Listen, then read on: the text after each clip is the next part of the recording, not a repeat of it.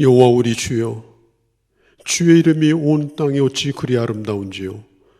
주의 영광이 하늘을 덮었나이다. 하나님, 오늘 이 시간 주께서 주의 은혜로 하늘을 덮어주시옵소서. 그리고 그 은혜를 오늘 예배 가운데 쏟아 부어 주시옵소서.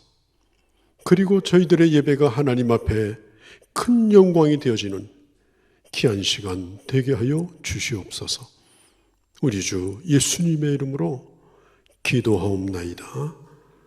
아멘. 이 세상 단 한 번만 계시는 하나님, 그 무엇과도 비교될 수 없으신 하나님, 하나님을 찬양하며 경배합니다.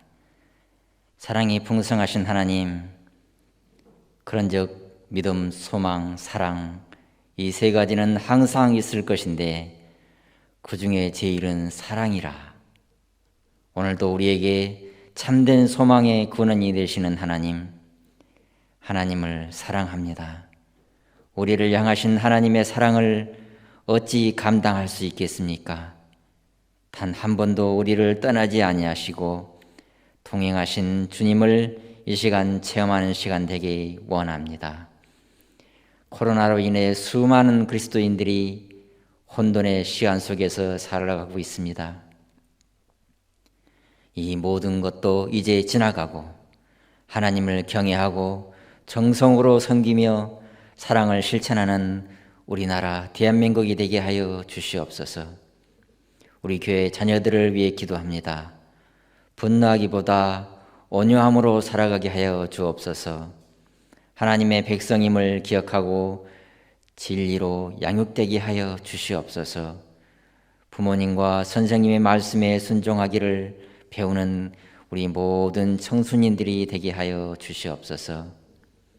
항상 말씀으로 저희들을 세워주시고 양육하시는 우리 목사님께 갑절의 영감과 성령 충만함과 건강함을 주시고 때를 따라 돕는 은혜를 더하여 주시옵소서. 방송 사역과 유튜브를 통해 하나님 나라 사역을 온전히 잘 감당하게 하여 주시옵소서.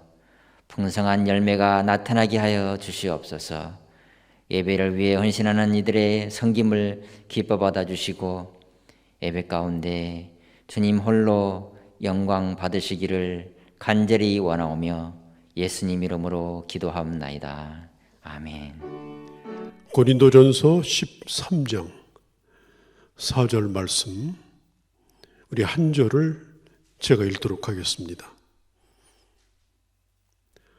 사랑은 오래 참고 온유하며 시기하지 아니하며 사랑은 자랑하지 아니하며 교만하지 아니하며. 아멘. 오늘 우리가 간절히 기대하고 기다리는 게 있습니다. 그것이 뭐냐면은 오늘 우리를 두렵게 하고 고통스럽게 하는 이 바이러스를 치료할 수 있는 치료약이요, 또 백신이 나오기를 지금 기다리고 있습니다. 그런 소식이 빨리 들려줬으면 좋겠고, 또 이런 전염병에서 완전히 해방되는 그런 은혜가 있기를 간절히 바랍니다. 모든 문제를 한꺼번에 풀 수 있는 특효약이 뭘까? 어떤 문제든지 다 해결할 수 있는 묘약이 뭘까? 그것은 바로 사랑의 묘약입니다. 만병의 근원이 감기라고 하듯이 인간 세상에 일어나는 모든 문제의 근원을 파고 들어가면 거기에 사랑의 문제가 있는 것입니다. 그래서 앤드류 모레이는 일생토록 아침마다 무릎을 꿇고 고린도전서 13장을 읽었다고 합니다. 하루를 사랑으로 살기 위해서 그는 하나님의 말씀을 묵상했던 것입니다. 사탄이 언제 역사한다고 생각합니까? 사탄은 사랑이 메말라갈 때 역사합니다. 그 틈을 탑니다. 그런 가정에, 그런 인간관계에, 그런 교회에 가라지를 뿌리고, 가라지는 사랑이 많은 곳에서는 뿌리를 내리지 못합니다. 그러나 사랑이 메마른 갈라진 그 땅에 특별히 이 가라지는 뿌리를 깊이 내리고 그 땅을 완전히 못쓰게 만들어버리는 것입니다. 꽤 오래전에 김수현 작가가 쓴 그 드라마 가운데 사랑이 뭐길래라는 드라마가 많은 사람들에게 인기를 얻었습니다. 어느 목사님이 김수현 씨에게 전화를 했다고 합니다. 지금 당신의 작품이 이렇게 인기를 얻고 있는데 당신 생각에는 사랑이 뭐라고 생각하느냐? 그때 김수현 씨가 이렇게 대답했답니다. 목사님, 제가 그걸 어떻게 알아요? 사랑이 뭔지 모르니까 제가 이걸 쓰고 있는 거 아니겠어요? 그렇게 대답을 했답니다. 우리는 지난 시간에 사랑의 위대성, 사랑은 모든 것보다 위대하다. 사랑이 없으면 그 모든 것은 아무것도 아니다. 그런 말씀을 나눴는데요. 오늘은 사랑의 요소에 대하여, 사랑의 정의에 대하여 은혜를 나누려고 합니다. 제 설교 사역의 스승으로 생각하는 한 분이 있는데 그가 바로 마틴 로이드 존스 목사님입니다. 한 번은 그분에게 그 후배 목회자들이 와서 물었습니다. 목사님은 강단에 설 때 어떤 마음을 가지고 섭니까? 그때 로이드 존스는 이렇게 대답했습니다. 강단에 설 때는 사자와 같이 외치라. 그러나 그 가슴 속에는 그 듣는 자들을 사랑하는 마음을 잃어버리지 말라. 그렇게 이야기를 했다는 것입니다. 상대를 사랑하지 않는 어떤 웅변도, 어떤 설교도, 어떤 외침도 변화를 가져올 수 없다는 것입니다. 오늘 고린도전서 13장 4절서부터 이 사랑의 정의에 대하여 여러 가지가 소개되는데 한 가지로 이것은 전부 실천을 의미하는 것입니다. 관념이 아닙니다. 자, 오늘 몇 가지를 보겠는데요. 첫 번째는 사랑은 오래 참고라고 말합니다. 제일 먼저 사랑에 대해서 바울은 소개하기를 사랑은 오래 참는 것이다. 요한복음 13장 1절에 보면 예수님께서 제자들의 발을 씻겨주시기 전에 이런 말씀을 합니다. 제자들을 사랑하실 때, 자기 사람들을 사랑하실 때 끝까지 사랑하셨다. 우리 주님이 그런 제자들을 품는데 얼마나 많은 인내가 필요했을까요?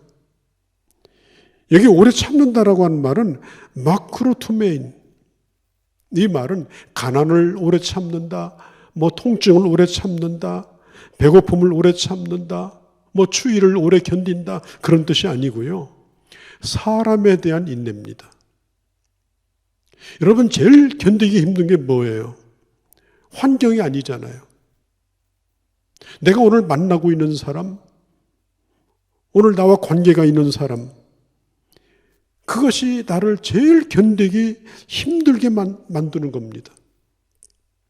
무엇보다도 나를 비난하는 사람, 나에 대하여 적대적인 사람, 나에게 고통과 상처를 주는 사람에 대하여 이 참는다고 하는 것은 인간의 힘을 가지고는 되지 않습니다.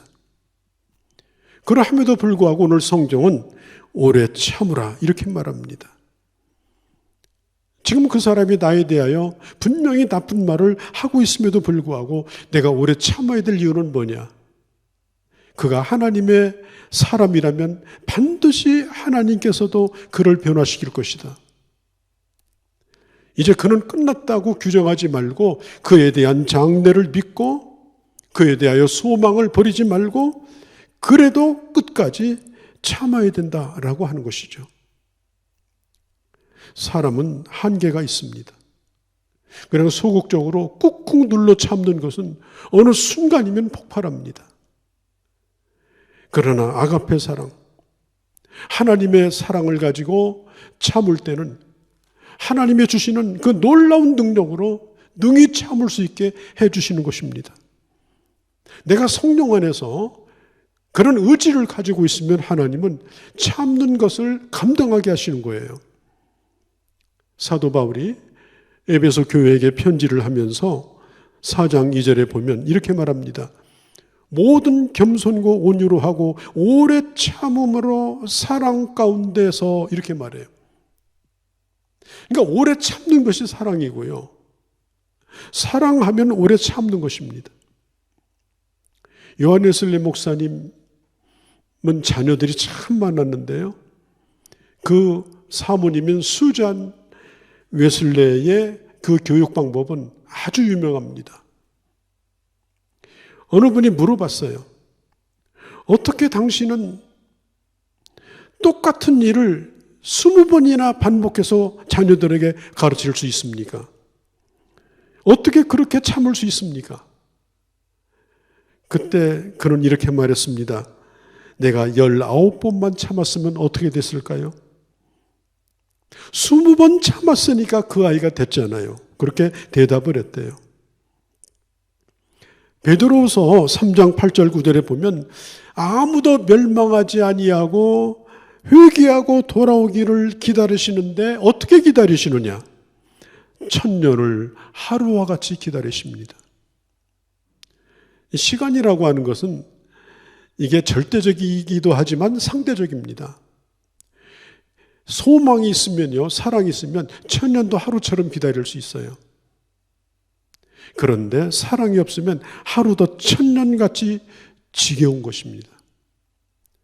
하나님의 사랑은 우리를 향하여 천년을 하루같이 기다리며 너희도 그렇게 참으라고 말씀해 주셨습니다. 누가복음 15장에 보면 아버지의 재산을 다 가지고 나가서 전부 탕진해버리고 그리고 빈털터리로 집으로 돌아왔습니다. 그때 아버지가 야 너는 너를 일찌감치 포기했다. 너는 내 자식이 아니다. 그렇게 말했습니까? 아들을 사랑하는 아버지의 사랑은 조금도 지치지 않았습니다. 아들이 돌아오는 그날에도 맨발로 뛰어나가서 그 아들을 껴안아 주었습니다. 왜 우리가 참지 못하는 것일까요? 사랑하지 않기 때문에 그런 겁니다. 사랑에 식어졌기 때문에 그런 것입니다. 우리 주님이야말로 얼마나 참을 것들이 많았습니까? 사람들에게 얼마나 많은 비난을 받았습니까? 심지어는 자기 가족들에게도 미친 자 취급을 받았어요. 요즘으로 말하면 정신병원에 입원시키려고 예수님을 데리러 온 적도 있었습니다. 심지어 어떤 사람들은 먹기를 탐하는 자다. 욕 가운데 큰 욕 아니에요. 아주 식탐이 많다고. 예수님을 가르쳐서 누구하고든지 우리 예수님은 식사를 하셨거든요. 음식을 좋아해서가 아니라 사랑하기 때문에 사람을 가리지 않고 식사를 했는데 사람들은 말하기를 식탐이 많은 사람이다. 그렇게 말했습니다. 심지어 예수님의 수제자 가운데 베드로는 주님을 3번이나 부인하고 또 주님이 십자가에 달리실 때에 그 지나가던 사람들이 뭐라고 그래요? 당신 스스로나 구원해라. 남을 구원하기 전에 십자가에서 내려오라. 주님은 단 한마디도 하지 아니하시고 그 모든 것을 참았습니다. 그리고 마지막 주님이 하신 기도가 뭐예요? 아버지여 저들을 용서해달라고. 저들이 뭘 하고 있는지 모르니까 저런 거지. 저들을 용서해달라고 성부 하나님께 기도하지 않았습니까? 고린도 교회는 분열의 문제 때문에 많은 어려움을 겪었는데요. 그 원인이 뭐냐면 바로 이 사랑의 이 결핍, 특별히 참지 못하는 것, 뭐 자존심이 상했다, 나를 욕했다, 나를 깎아내렸다, 그리고 참지 못하고 복수하는 마음이 생기니까 결국은 교회가 시끄러워졌던 것입니다. 사랑은 언제나 오래 참고, 저는 우리 교회에서 결혼식을 하는 분들에게 성경책을 꼭 선물을 하는데 그 성경책 첫 장에 딱 저는 한 구절만 적어 놓습니다.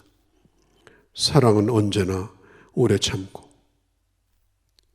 그게 답입니다. 평생토록 하려고 하면 참을 일이 얼마나 많습니까? 오래 참으면 한 평생이 짧습니다. 사랑하고 갈 수가 있는 거예요. 또 한 가지는 사랑은 온유하며라고 말합니다. 이 온유하다라고 하는 말은 품는 것을 의미합니다. 품는 것. 적극적으로 그 사람에게 친절을 베풀어 주는 것. 그러니까 이 온유라고 하는 말은 참는 것보다 한 단계 더 깊은 거예요.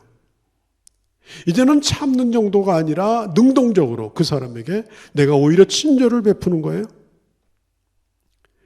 여러분, 사랑이 없게 되면은 항상 상대방이 나보다 모자라 보이고 부족해 보입니다.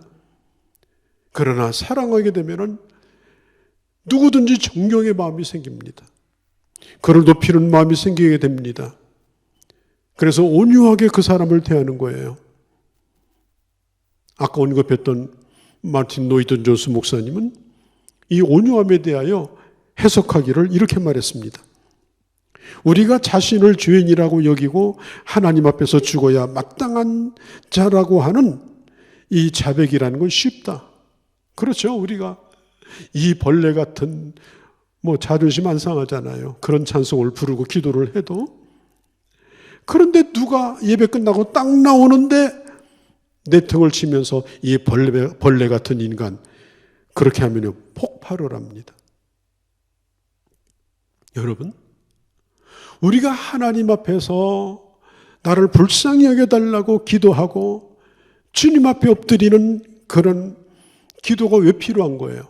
주님이 나를 그렇게 사랑하셨으니까.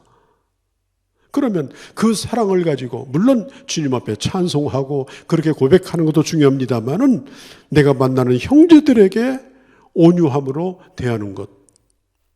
그게 주님의 사랑에 응답하며 살아가는 것입니다. 여러분 어떻습니까? 가족들에게 온유하십니까? 직장에서 온유하십니까? 여러분들의 친척 중에 온유하십니까?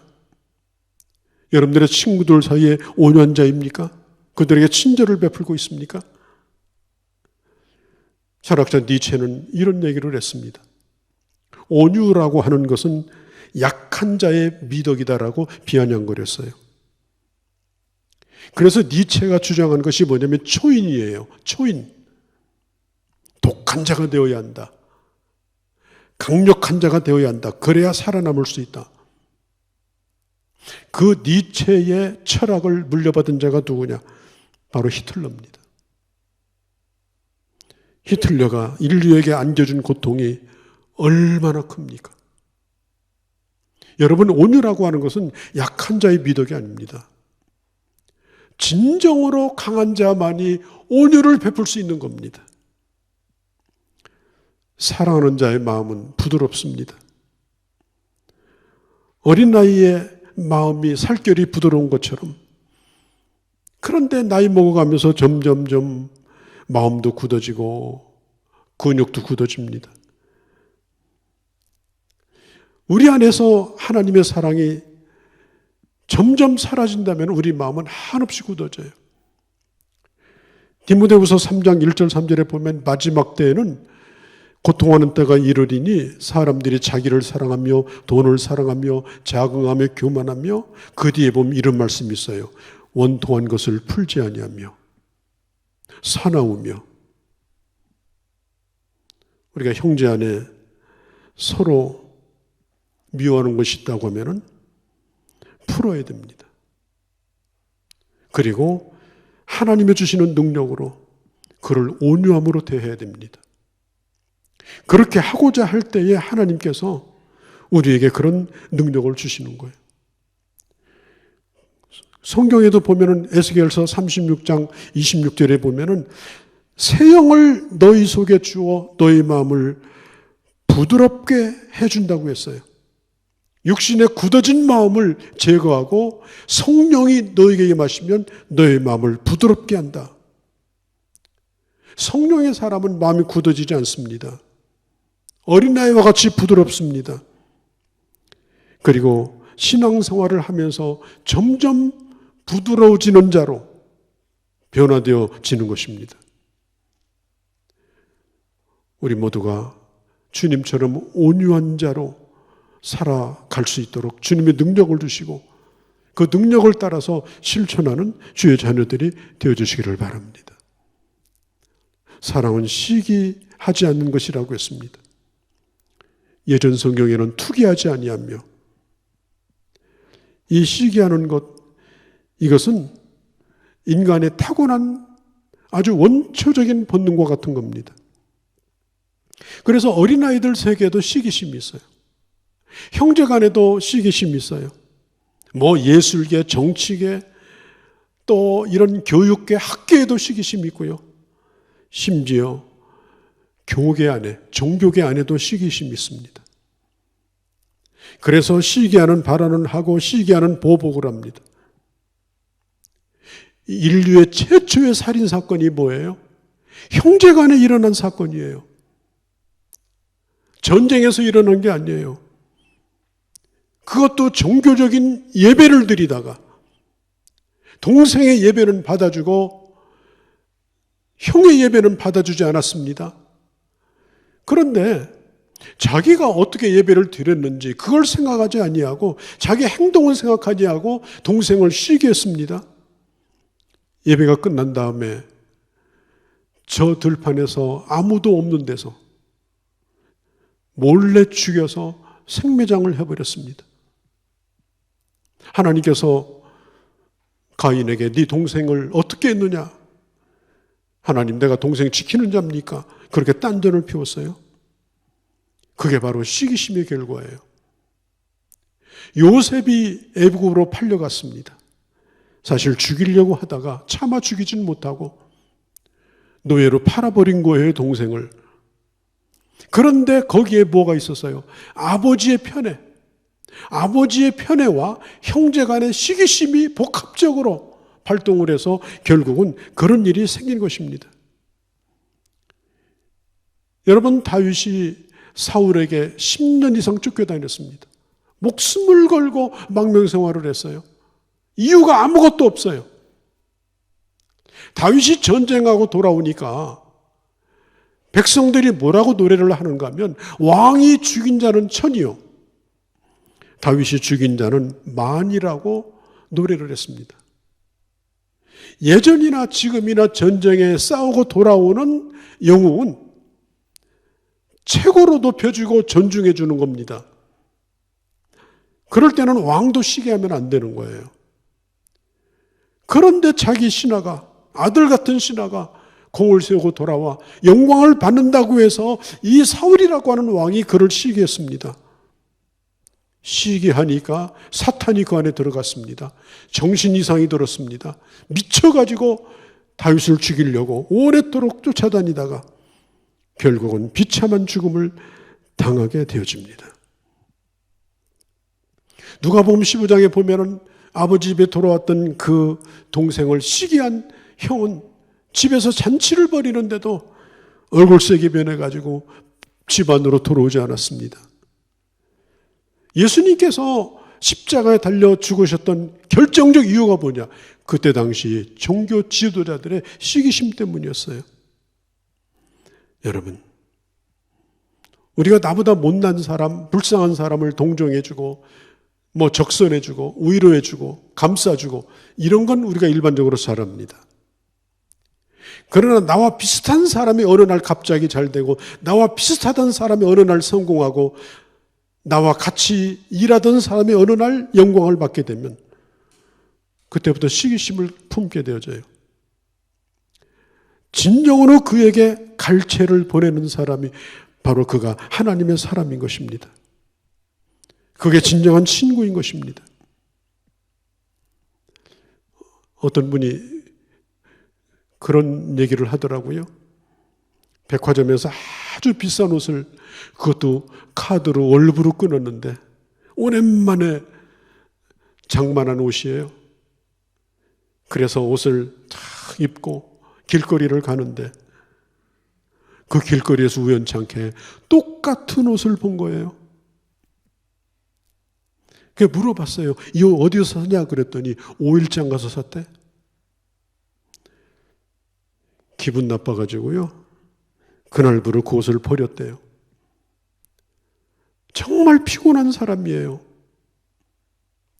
사랑이라고 하는 것은 다른 사람을 나보다 낮게 여기고, 값싼 동정보다는 상대방의 잘됨을 축하해 주는 것이 성숙한 신앙입니다. 질투하는 것은 사랑이 아닌 것입니다. 오스카 와일드는 이런 말을 했습니다. 마귀가 인간의 마음을 파괴하는 가장 강력한 무기 가운데 하나가 바로 시기심이다. 이게 한번 들어가면 신앙도 인격도 다 허물어집니다. 이게 그 마음에 자리 잡으면 모든 판단 기준이 다 흐려집니다. 한쪽 눈이 다 어두워져 버립니다. 나도 얼마든지 잘할 수 있고 좋은 개성을 가지고 있고 하나님이 주신 특별한 하나님의 은혜가 있음에도 불구하고 다른 사람을 시기하다가 자기 자신조차 잃어버리고 자기의 개성조차도 잃어버리고 결국은 평생 담 시기하다가 별거 아닌 그런 인생으로 끝나버리는 사람도 있더라 하는 것입니다. 우리 주님은 우리를 위해서 생명을 버리셨습니다. 낮고 전한 인생을 구원하기 위해서 하늘의 보호자의 명예를 버리고 이 땅으로 내려오셨습니다. 주님은 한없는 굴욕을 당하셨습니다. 우리는 바로 그런 사랑을 받은 자입니다. 그렇게 하시면서도 주님은 그 자녀들이 오로지 잘되기만을 바라셨습니다. 우리가 시기심을 극복하는 것은 바로 이 주님의 아가페 사랑. 주님이 나를 진정으로 잘되기를 원하시는 거 여러분 믿지 않으십니까? 믿으시잖아요. 그러면 저 형제도 주님이 진정으로 잘되기를 바라는 사랑하는 나의 형제입니다. 그렇게 할 때 서로 잘되는 하나님의 축복을 누릴 수 있고 공유할 수 있는 것입니다. 잠언 14장 30절에 보면은 마음의 화평은 육신의 생명이나 시기는 뼈를 썩게 한다 그랬습니다. 시기는 뼈를 썩게 한다. 우리 옛말에도 가까운 친척이 밭을 사면 배가 아프다고 그랬죠. 혹시 여러분들 그런 일 때문에 내과 가서 치료받은 적 있습니까? 약 먹은 적 있습니까? 오늘 성경은 말합니다. 잘 되는 자와 함께 기뻐하고 진정으로 축하해주고 그에게 존경을 포하는 그 사람이 바로 하나님의 사람이요. 진정한 사랑은 상대방을 시기하지 않는 것이다. 또 한 가지는 사랑은 자랑하지 않는다고 했습니다. 여러분, 사랑하는 자 앞에서는 자랑은 아무런 의미가 없습니다. 내가 사랑하는 자 앞에서 무슨 자랑이 필요하겠습니까? 또 자랑해서 그 상대방이 무슨 행복하겠습니까? 고로 사랑은 자랑하지 않는 것이요, 자랑하고 있는 것은 그것은 사랑이 아닌 것입니다. 내 자기 자랑이 앞서고 내 잘난 것이 앞서면 그것은 지금 그 사람을 행복하게 할 마음이 없다는 겁니다. 내가 그 사람보다 더 훌륭해 보이고 좋아 보이고 잘나 보이고 또 그렇게 해야 내 직성이 풀린다면 나는 전혀 그 사람을 사랑하지 않는 것입니다. 우리 주님은 단 한 번도 십자가를 지고 가시면서 내가 너희를 위해서 십자가 지는 거다 알기는 아느냐? 주님은 그런 말씀하지 않았습니다. 그냥 사랑하셨습니다. 여러분, 사랑하는데 뭘 자랑하겠습니까? 사랑하는 자 앞에서는 모든 자랑이 사라지는 것입니다. 얼마든지 낮아지고 무시당해도 별 상관이 없습니다. 내가 작아지고 낮아지니 나중에는 자랑할 것도 없습니다. 사랑함으로 행복한 것입니다. 여러분, 사랑은 고린도전서 13장 1절에서 3절에 있는 것처럼 그 어떤 것보다도 위대합니다. 사람의 방언이나 천사의 말이나 예언하는 능력이나 산을 옮기는 믿음이나 그리고 자기 목숨을 던지는 순교보다도 자기 모든 걸 털어서 도와주는 구제보다도 이 사랑이라고 하는 두 단어가 더 위대합니다. 이 사랑이 있어야 그 모든 것이 의미가 있는 것입니다.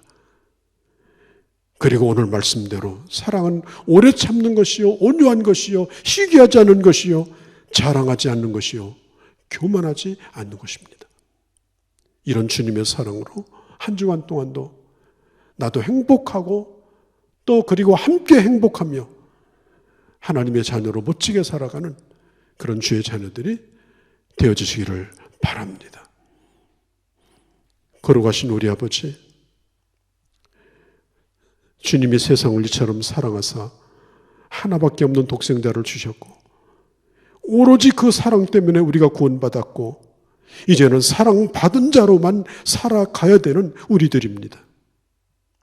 하나님 말세가 되면 사람들이 잔인하고 사납고 메마르고 그리고 사랑이 점점 식어지는 때를 살고 있습니다. 지금 우리의 이 환경이 그러합니다. 하나님의 사랑이 뭔지를 진정으로 풍성하게 보여주며 나눠주며 그 사랑으로 이 세상을 변화시키는 멋진 하나님의 사람들이 다 되기를 원합니다.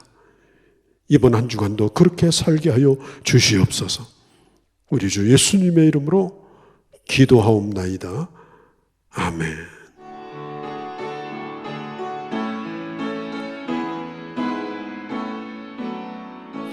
우리는 사랑의 띠로 하나가 되었습니다. 하나님을 사랑하고 예수님의 사랑을 널리 전하세. 모두 찬양하며 주의 사랑을 전하세. 모두 함께 님의 사랑을 세상에 널리 알리세.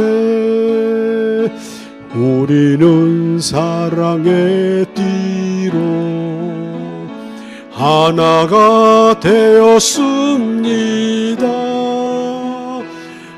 하나님을 사랑하고 예수님의 사랑을 널리 전하세.